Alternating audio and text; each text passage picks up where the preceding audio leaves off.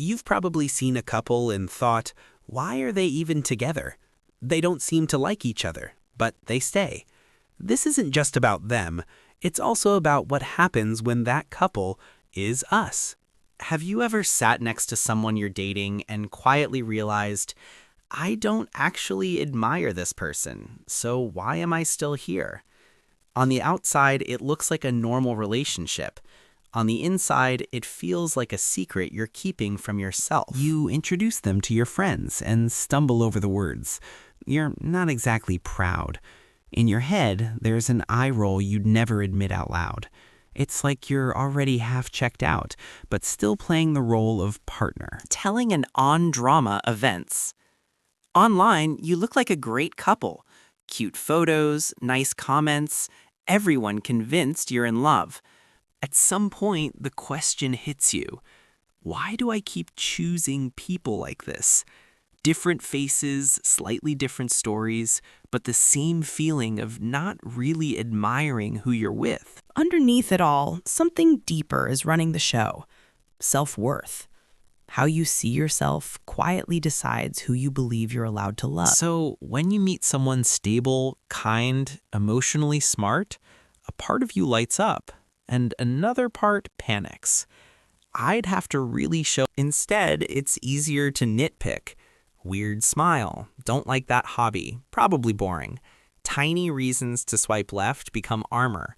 It feels like protecting your standards, but often it's protecting your fears. Given a choice between someone grounded and admirable and someone chaotic but familiar, your nervous system quietly pulls you toward what it knows. Familiar. Part of the problem is the mirror you carry inside. If you secretly believe you're not that impressive, too much, or hard to love, then truly impressive partners start to feel dangerous.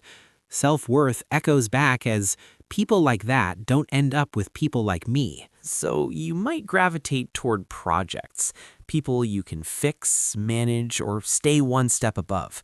Being the strong one, the teacher, the savior, feels safer than standing next to someone you genuinely see as your equal. Love quietly turns into management. If they just listened to me, they'd be better.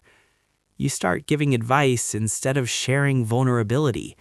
You become more responsible for their life than for your own truth. Or you fall in love with crises.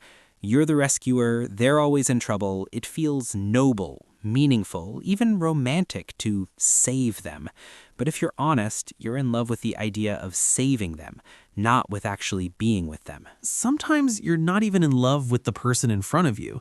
You're in love with their potential, the someday version, the future superhero you imagine they could be if everything changed. Meanwhile, the real now version isn't the person you'd truly choose. These patterns often start way back.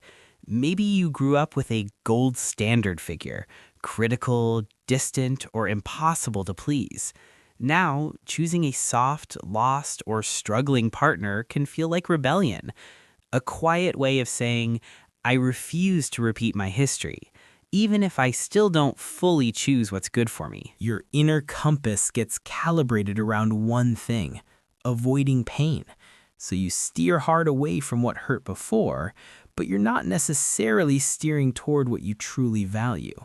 You dodge past wounds, but you don't quite move toward the love you actually want. So when you stand between safe but meh and someone you genuinely admire, your feet often drift toward meh while your heart looks at admire.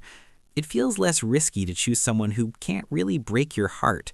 Dating meh on purpose becomes a strategy, not a coincidence. Because admiration raises the stakes. When you really respect someone, breakups hurt more. So you hold up a shield against vulnerability, keeping impressive partners at a distance to protect yourself from deeper pain. If you look back at past relationships and ask, if I had only dated people I truly admire, how many would still be here? The answer can be confronting, but it's also clarifying.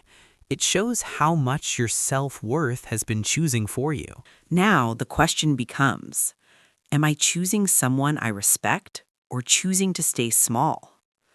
As you move forward, you get to recalibrate your path, not just away from pain, but toward partners you genuinely admire and toward a version of you who believes you deserve that kind of love. Comment what you think about the topic, and please like the page and subscribe.